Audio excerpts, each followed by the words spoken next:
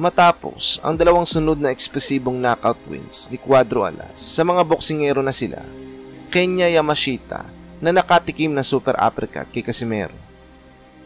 Bleeding is really bothering Kenya Yamashita. Kaya nga, si Casimero matras. Finish him! Another nice uppercut. Uh-oh. Wala na. Yep. Wala na. Yun na. Wala na. Wala na. Wala na. Sama ng tiklog. Oh, this is... Ricardo Espinosa Franco na kung saan nakuha dito ni Casimero ang WBO Interim Bantamweight title.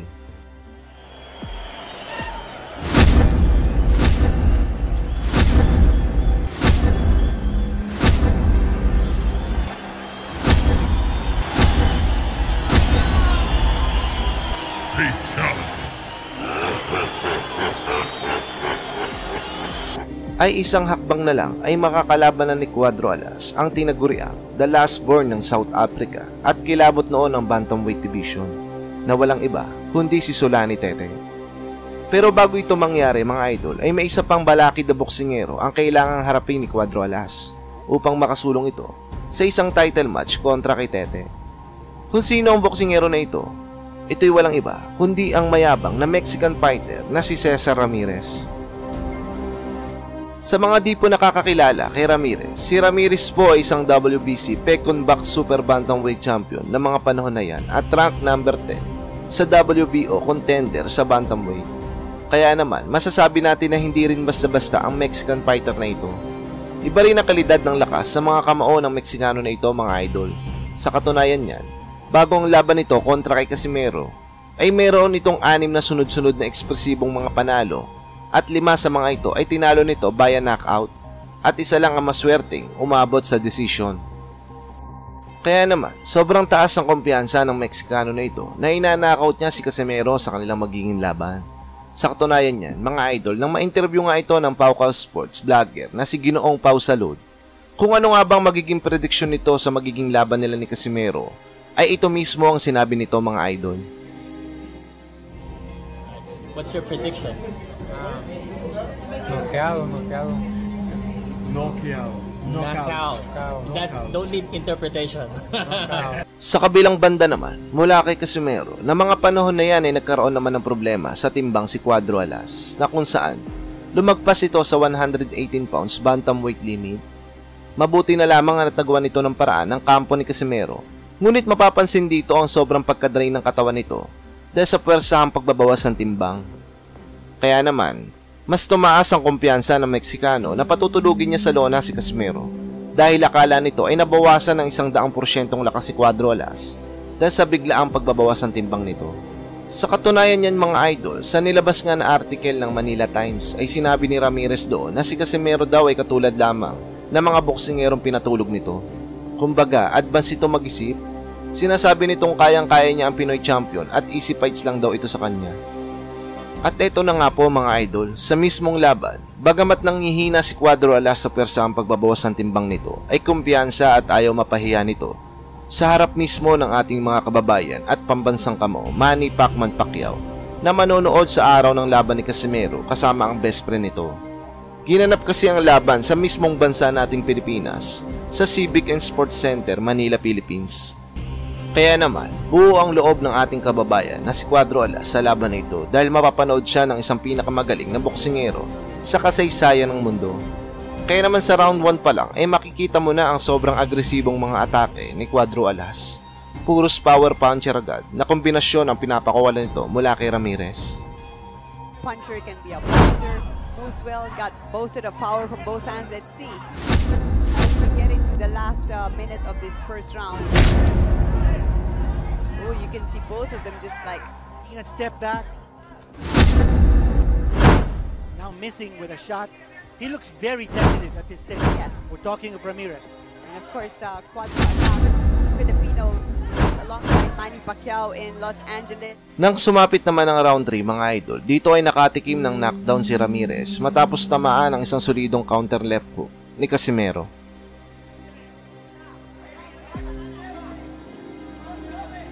Ramirez is not in a hurry. He's not even throwing those left jabs. He's looking to... He knows that Casimero is going to come in. So when he does, he's going to be prepared to throw that right.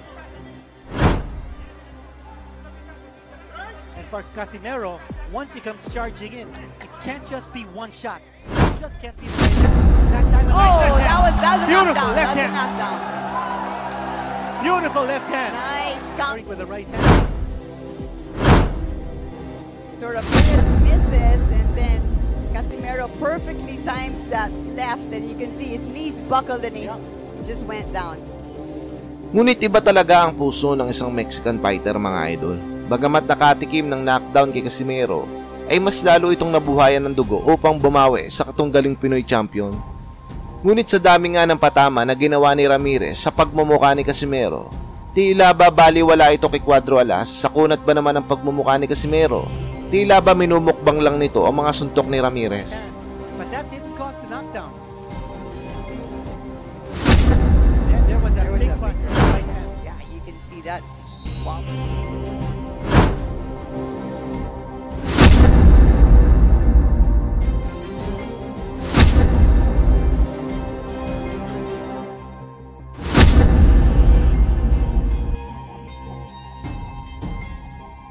Sa round 7 naman, mga idol, ay tila ba nilabas na ni Casimero ang 100% nitong lakas upang tuluyan ng gulpihin di alimpungatan ang may kaangasan na Meksikano. Halos lumabas ang ulo nito sa ringside, mga idol, dahil sa lakas nga ng suntok na pinapakawala ni Cuadro Alas dito. He's not throwing the left jab any longer. He's also that one punch.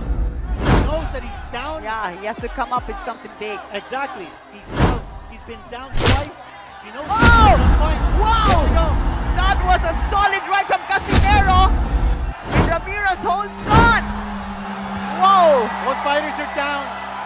And watch it right here.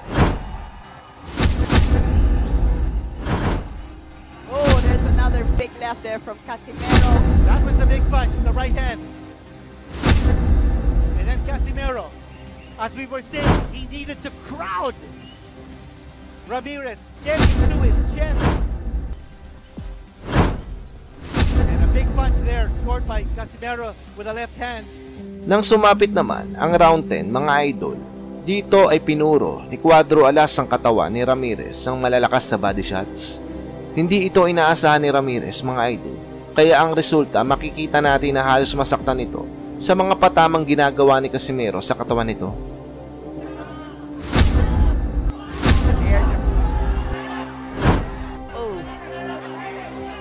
Ramirez is not throwing too many punches. At eto na nga po, mga idol, 40 segundo na lang ang natitira sa round 10 ay tumama ang isang solidong kanang suntok sa pagmumukha ni Ramirez na dahilan upang matulog ito sa lona na animo wala ng gisingan, mga idol. This side of the body. But make no mistake about it. Oh, down! It's down! It's down! And I think it's out! It's over! That's it. Oh, what? Pushes him back, and then solid right it was. Nothing left. The And his reliable eyes right. were gone. I was actually looking for a body shot to end it. But you know the situation presented itself. Matapos ang isang ekspresibong panalo na yon at matagumpay na nadepensa ni Cuadro Alas ang WBO interim title nito. At ito na nga ang haharap sa WBO champion na si Solani Tete.